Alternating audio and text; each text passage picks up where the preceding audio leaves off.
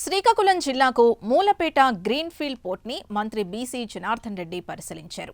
గత వైసీపీ ప్రభుత్వ హయాంలో పోర్టు పనులు 22% జరగ్గా కూటమి ప్రభుత్వం వచ్చాక 76% పనులు జరిగాయని చెప్పారు.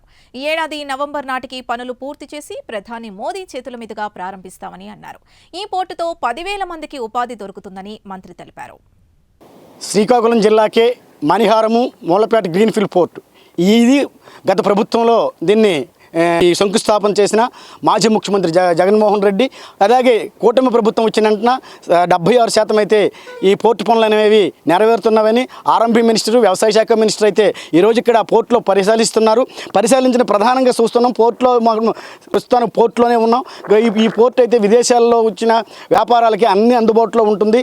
అలాగే ఎందుకంటే చదువుకునే విద్యార్థులకైతే నిరంతరము ఇదొక మణిహారం అని జిల్లా ప్రజలు, ఉత్తరాంధ్ర ప్రజలైతే ఒక మణిహారంగా భావిస్తున్నారు. విదేశాల నుంచి ఇక్కడికి వచ్చి వ్యాపారాలు చేసి అలాగే ఎగుమతులకు వచ్చి ఆలోచనతో నేటికి 2,300 ఎకరాలతో ఇదైతే ఈ పోర్టుని ప్రారంభించడం జరిగింది. సుమారు గత ప్రభుత్వంలో 4,306 కోట్లతో ప్రారంభించిన ఈ మణిహారాన్ని ఇప్పుడు శ్రీకాకుళం జిల్లాలో అయితే దీన్నే ఉత్తరాంధ్ర ప్రజలందరూ సహా దీని ఎదురు చూస్తున్నారు.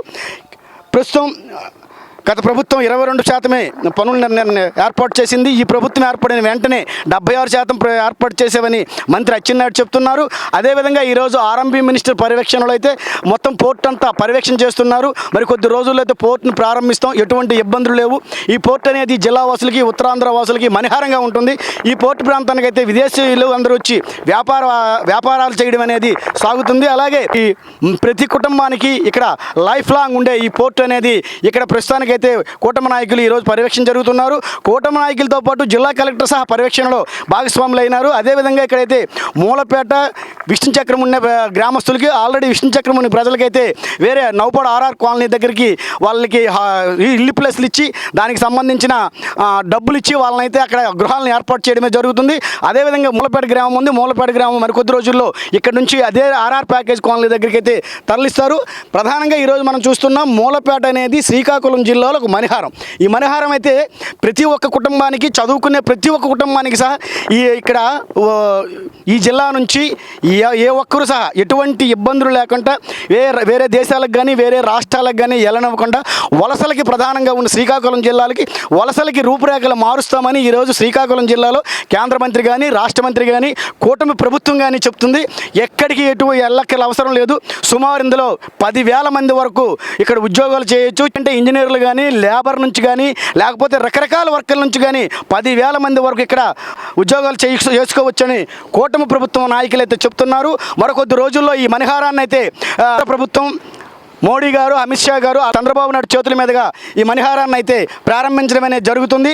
గతంలో శంకుస్థాపన చేసి 22%కే పరిమితమైన వైసీపీ ప్రభుత్వం అయితే కూటమి ప్రభుత్వం వచ్చిన వెంటనే 76% చేసి మరికొద్ది రోజుల్లో అయితే ఈ పోర్టుని ప్రారంభిస్తాం.